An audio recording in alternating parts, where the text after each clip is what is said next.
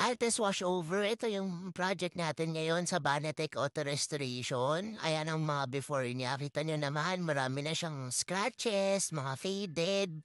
Nag-aangatan na din yung mga pintura niya at some parts. Ayan, kita nyo naman po. Ayan, dito naman sa fender natin, talagang hindi nakakayanan. So, istripin natin yung fender niya.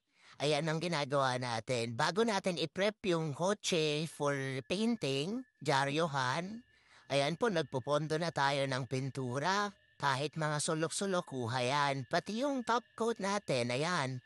Makapal po tayo mag-top coat, di tayo titipid sa materyales. Pati mga singit-singit, kuha yan lahat.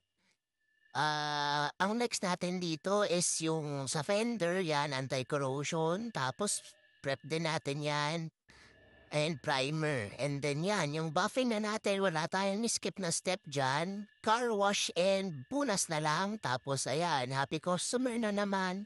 Release sa Baritech Auto Restoration lang yan. Kita nyo naman yung before, sa after. Kuha lahat, parang bago ulit, wet look na wet look yan. Inquire na kayo, PM lang kayo sa amin.